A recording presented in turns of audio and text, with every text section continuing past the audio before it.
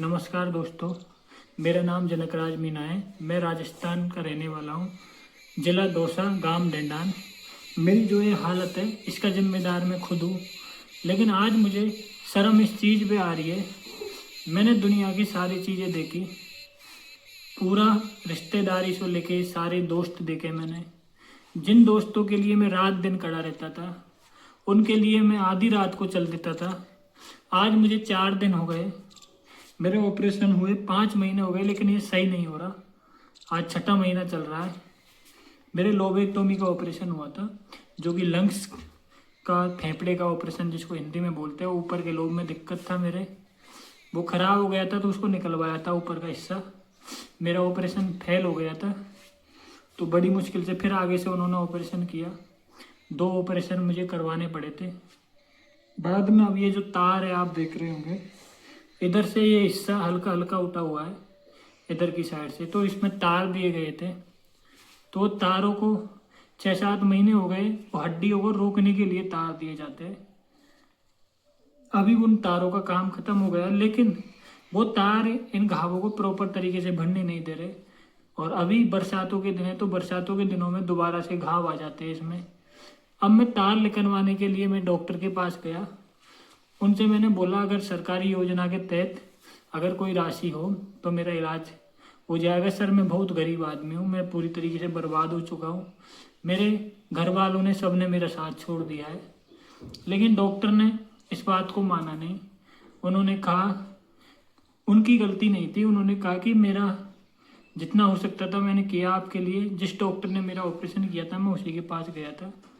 और अभी मैं फ्री योजना के तहत या ऐसा कोई काम नहीं कर सकता। मैंने प्राइवेट में ऑपरेशन करवाया था सरकारी योजना के तहत, जो वहाँ पे कार्ड लगता है, चिरंजीवी योजना जिसको बोलते हैं। लेकिन अभी तारों को निकालने के लिए वो योजना काम नहीं आती। तो उनसे मैंने पूछा भाई कितने रुपए लगेंगे, तो डॉक्टर साहब ने मेरे से बोला 40,000 से 50,000 रुपये तक आपका ये खर्चा आएगा इसमें निकलवाने के लिए। मेरे पास दोस्तों 1,000 रुपये भी नहीं है। मतलब मैं किराया देके थोड़ा, अगर वो नॉर्मल जांच करने के लिए भी मेरे से बोल दे कि आपका एक्सरा होगा, आप एक्सरा करवाओ, तो मेरे पास उसके लिए भी पैसे नहीं है। मैं पूरी तरीके से टूट चुका हूँ। रही बात यार दोस्तों की, तो मैंने उनसे हाथ जोड़ लिए कि मेरा आप साथ मत दो पैसे की तरफ से।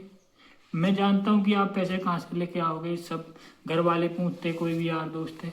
आप मेरे थोड़ा साथ 2-3 दिन मेरे साथ में इधर उधर डॉक्टरों से बातचीत कर लेंगे, अपन जाके आ जाएंगे, मेरा इतना सा साथ दे दो। आज मुझे 4 दिन से ऊपर हो गए, मैं उन दोस्तों का इंतजार कर रहा हूँ यहाँ पे बैठा बैठा, क्योंकि मैं अकेला घूम नहीं सकता। मेरे को रास्ते में किसी बाइक पे भी बैठा के ले जाएंगे, गाड़ी में भी मुझे परेशानी आती है, मेरे दर्द होने लग जाता है। तो मुझे एक आदमी साथ में चाहिए। कोई भी यार दोस्त ना फ़ोन का रिप्लाई दे रहा है। 1-2 ने तो स्विच ऑफ ही कर लिया। व्हाट्सएप पे मैंने कोशिश की तो मेरा व्हाट्सएप ब्लॉक कर दिया गया। जितना जिनको मैं कमाता था, मैं रेलवे में जॉब करता था प्राइवेट, मैं गवर्नमेंट जॉब नहीं करता था। प्राइवेट मैंने ITI कर रखी थी, तो उसके थ्रू लगा था। तो मैंने 1 लाख रुपए से ऊपर कमाए थे। मेरे एक दोस्त का काम पड़ता है, वो मेरे को कसम दे देता है भाई, कि मैं कसम दे के कहता हूँ भाई तुम्हारा पैसा ऐसे कैसे दे दूंगा, आज मेरी इज्जत बचा लो, मेरी बहुत बड़ी परिस्थिति है, मुझे 1 लाख रुपए की ज़रूरत है। भाई आज के ज़माने में कोई 1,000 रुपये नहीं देता, क्योंकि आज मैं उस परिस्थिति से गुजर रहा हूँ। मैंने उसको कहने पर, बिना कुछ लिखे हुए, बिना कोई स्टाम्प पर साइन किए हुए, एक विश्वास के तौर पे मैंने दोस्ती के नाते उनको 1 लाख रुपए दे दिए थे। लेकिन उन्होंने मेरे साथ गद्दारी नहीं की। उन्होंने 1 महीने का किया था, 2 महीने का, तो उन्होंने 2 महीने बाद मेरे पैसे भी दे दिए। मैंने उनसे कोई ब्याज नहीं लिया, एक दोस्ती के नाते दिए थे। जितने 1 लाख रुपए दिए, मैंने बोला उतना ही मुझे दे देना भाई, मुझे 1 रुपया आपका ज़रूरत नहीं है, मैं खूब अभी कमा रहा हूँ। उस टाइम में सही था, ऑपरेशन से पहले मैं कमा रहा था। उस टाइम मेरे परेशानी आती थी, उसी के कारण यहाँ दर्द होने लग जाता था, कई सारी परेशानी आती थी, इसलिए मैंने परेशानी को देखते हुए ऑपरेशन कराया था। आज मैंने उसी दोस्त से 6 दिन हो गए इतनी सी हेल्प मांगी कि भाई तू मुझे पैसा मत दे, मुझे पता है तू घर गृहस्थी वाला आदमी है, घर में खर्चे रहते, आप मुझे पैसा मत दे, बिल्कुल मत दो मुझे पैसा। मुझे मेरे साथ में 3-4 दिन डॉक्टर के पास में चल के मुझे दिखवा दो। SMS हॉस्पिटल चलो, राजस्थान का सबसे बड़ा SMS हॉस्पिटल है। उसमें कहीं ना कहीं सरकारी योजना के तहत किसी प्राइवेट डॉक्टर से वहाँ पे उनके रूम पे जाके मिल लेंगे, अगर ऐसे डायरेक्ट नंबर नहीं आएगा, क्योंकि मेरे से खड़ा नहीं रहा जाता, तो वो बता देंगे, उस हिसाब से अपन उसी दिन तारों को निकलवाने का ऑपरेशन करवा लेंगे। लेकिन भाई उस दिन तो उसने बात सुन ली, क्योंकि उसको पता नहीं था कि इससे आगे मुझे काम बताएगा। मैंने उसको बात बता दी। उसके बाद मेरा 6 दिन तक बिल्कुल भी फ़ोन नहीं उठाया। वो इतना जिगरी दोस्त समझता था मैं सब कुछ। अब आप भी लगा लो, जब मैं 1 लाख रुपए उसे बिना लिखे पढ़े उसको दे रहा हूँ, तो समझ लो मैं उसको कितना समझ रहा हूँ। लेकिन उसने भाई मेरा फ़ोन तक नहीं उठाया। उसके जैसे भाई छोटे, सबसे बड़ी रकम तो मैंने उसको ही दी थी, और बहुत सारे छोटे भाई थे जिनको मैंने कभी 1000 दे दिए, 2000 दे दिए, 5000। कई भाई तो गुम ही कर दिया पैसा देने के बाद में। भाई ऐसा भाईचारा निभाया है मैंने, मतलब भाईचारा ने मेरे इतना प्यार दिया है जो आज मेरे सामने है। मतलब इतना कंधे से कंधे मेरे साथ में मिलाकर चल रहे मेरे भाई। मैंने हमेशा ये सोचा था कि मैं अगर 10 दूंगा ना मेरे भाइयों के, मैं 10 रुपये दे के काम आऊँगा, ज़्यादा नहीं तो मुझे 1 रुपये का सहारा तो बनेंगे ही। लेकिन भाई सहारा रुपया तो बहुत दूर की बात है भाई, फ़ोन तक अटेंड नहीं कर रहे। आज मुझे 5-6 महीने से ऊपर तो ऑपरेशन हो गए। आज मुझे मेरे तार निकलवाने, मैं पूरी तरीके से परिस्थिति में डूबा हुआ हूँ। मैं हाथ जोड़ रहा हूँ सबके आगे। भाइयों, अगर आप कुछ भी ना कर सको, आपसे कुछ भी बन नहीं पड़े, तो मेरे चैनल को ज़रूर सपोर्ट कर लेना भाई, क्योंकि मुझे उम्मीद है। मैंने पहले कभी मेरी पूरी वीडियो देख लेना आप, मैंने पूरी वीडियो में कभी ये नहीं बोला मेरे चैनल को सपोर्ट करो। आज तक कोई शॉर्ट में नहीं बोला मैंने। लेकिन भाई आज मुझे सारा एक यही दिख रहा है कि अगर मैं, मेरे जीवन में मेरा सपना है, अगर इससे मैं यूट्यूबर बन के 2 रुपया अगर कमा लूँगा, क्योंकि मुझे जीवन भर ये बीमारी रहने वाली है। मैं ना हार्ड वर्क कर सकता हूँ ना कुछ, लेकिन मैं जीवन में हिम्मत नहीं हारूंगा भाई।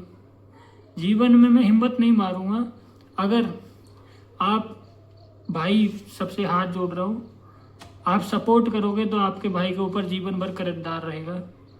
मैं उन लोगों में से नहीं हूँ जो कहने के बाद में भाई, बाद में जब उनके पास कुछ हो जाता है ना, तो वो ही आपको नया नया ज्ञान देने लग जाते हैं।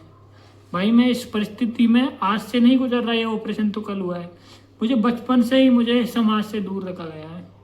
मेरे माँ मेरी बचपन में ही 6 महीने का था तब गुजर गई थी। हमेशा मुझे समाज से दूर रखा गया। मेरी कोई नहीं सुनता था, ना कोई सुनने वाला, और आज भी नहीं सुन रहा। आज मेरी ये हालत है। मैं जब भर्ती हुआ था ना भाई, ऑपरेशन मेरा हुआ था, तो भर्ती होते टाइम पे जब ऑपरेशन का टाइम आता है, तो वो एक हाई रिस्क नाम का फॉर्म रहता है, उसको आप जानते हो। नहीं जानते तो आपके भाई के या किसी के कोई काम पड़ा हो कभी हॉस्पिटल संबंधी छोटा मोटा ऑपरेशन जो भी, तो वो लिखवाते हैं हाई रिस्क संबंधी फॉर्म पे कि कल के दिन अगर कुछ हो गया तो जिम्मेदारी नहीं है। तो वो ब्लड रिलेशन में से या माँ बाप कोई भी साइन चाहिए डॉक्टरों को। भाई मेरा साइन करने तक कोई नहीं आया था। लास्ट में उन्होंने मेरे से पूछा आपकी एज कितनी है, कि सर मेरी 25 का हो गया मैं अब, और लगता 40 का हूँ, क्योंकि मेरी हालत ऐसी हो गई तो एज का तो पता ही नहीं है, 50 का लगता हूँ मैं। लेकिन भाई उन्होंने बोला अगर आपकी 18+ एज है, आप सक्षम हो, आपके फैसले खुद ले रहे हो, हाई रिस्क पे आप खुद साइन कर सकते हो। ऐसा कोई कानून नहीं है कि माँ बाप होना ही जरूरी है या कोई ब्लड रिलेशन में हो। अगर आपके साथ में कोई नहीं आना चाह रहा तो आप खुद फैसले ले सकते हो, आप खुद साइन कर लो, इसमें कोई दिक्कत नहीं आएगी। तो भाई मैंने खुद ने मेरे साइन किए, लेकिन उस टाइम मेरी आंखों से आंसू आ गए थे भाई। वो मैं हाई रिस्क फॉर्म पे जब मैं साइन कर रहा था ना, मेरी आंखों में आंसू आ गए थे कि भाई मैं तो नॉर्मल फैमिली में हुआ था। मेरी कोई फैमिली की तरफ से ऐसे कोई वो नहीं था कि मुझे कपड़े नहीं मिलते या कोई ऐसे संघर्ष, कोई मतलब मेरे पास ज़मीन नहीं थी, हर चीज़ें थी मेरे पास। मतलब मैं बहुत अच्छी फैमिली में, नॉर्मल फैमिली में पैदा हुआ था। ना अमीर था ना गरीब था। गरीब का मतलब वो होता है भाई जो बेचारे सड़क पे, उनके पास में रहने के लिए जगह नहीं है। मैं गरीब नहीं था, मेरे पास में रहने के लिए जगह थी, कमाने के लिए खेती थी, मेहनत करके मैं कमा के खा सकता था। उसके होने के बावजूद मुझे इन चीज़ों से हमेशा वंचित रहना पड़ा। मेरा किसी ने साथ नहीं दिया, सबने एक मजाक के तौर पे मुझे यूज में लिया। हर कोई जो भी आता मजाक करके चला जाता। मुझे इन सब चीज़ों का जब मैं थोड़ा बड़ा हुआ तो मुझे मालूम चला कि मेरी मम्मी थी, जो मैं 6 महीने का था तो ख़त्म हो गई थी। 3 बहन भाई है हम, 2 सिस्टर, वो मेरे से बड़ी थी। तीसरे नंबर का मैं था, मैं अकेला ही भाई था और 2 सिस्टर थी मेरे। मैं 6 महीने का था, मेरी मम्मी की बीमारी हो गई, ख़त्म हो गया, ऐसा इन्होंने दावा किया था। लेकिन मुझे धीरे धीरे मालूम चला, मैं मेरे मामाओं के रहने लगा था। क्यों? मेरे पिताजी ने मुझे भगा दिया, हम तीनों बहन भाई को ही भगा दिया, मुझे नहीं, मेरी 2 सिस्टरों को भी बोला मैं नहीं रखूँगा, नहीं रखा उसने। मेरे मामाओं ने हमें पाला। फिर मुझे धीरे धीरे मालूम चला कि मेरी मम्मी को रात दिन मेरा पापा पीटता था। मेरा पापा मेरी मम्मी को रात दिन पीटता था। अगर वो घर पे कभी चले भी जाती थी तो हम तो रास्ते में ही रहते थे, मामा के गए काम। गांव तो एक स्टैंड टाइप का था, जैसे अपन कोई बस स्टैंड पे जाके खड़े होते हैं ना, ऐसे में पूरे जीवन में 1 साल भी अगर गिने जाए ना तो 365 दिन मैंने 25 साल के गांव में नहीं निकाले। 6-7 साल मेरी कमाने में निकल गई, 15-16 साल मुझे मामाओं ने पाड़ के बड़ा कर दिया। मेरे लिए मेरे बाप ने कोई फर्ज नहीं निभाया। जैसे जानवर रहते वो बेचारे अपने बच्चों को इतने अच्छे तरीके से रखते, उनमें हम बोल देते हैं कि दिमाग नहीं है। भाई उनमें दिमाग इतना रहता है, उनके बराबर किसी में दिमाग नहीं रहता, वो इतना अच्छा रखते हैं। हमारे तो पिताश्री इंसान होके भी वो फर्ज नहीं निभा पाए। वो तो इंसान थे ना, इंसान होके भी वो फर्ज नहीं निभा पाए। जो मेरे साथ में हुआ भाई किसी के साथ में ना हो। धन्यवाद मेरे दोस्तों। मतलब इतने मुझे पल पल पे वो चीज़ें कि ये पल पल पे मुझे दुख दिया है, वो मैं इस पूरी वीडियो में व्यक्त नहीं कर सकता, क्योंकि मैं ज़्यादा भी नहीं बोल सकता। मैं नेक्स्ट वीडियो में आपको इसी मेरे जीवन के बारे में बताऊंगा, एक एक चीज़ें बताऊंगा, उसने मुझे किस तरीके से तड़पाया, उसने कौन सा मेरा बाप का फर्ज निभाया, मेरे पिता होने का कौन सा फर्ज उसने निभाया। मैं सारा फर्ज आपको बताऊंगा। धन्यवाद दोस्तों, धन्यवाद।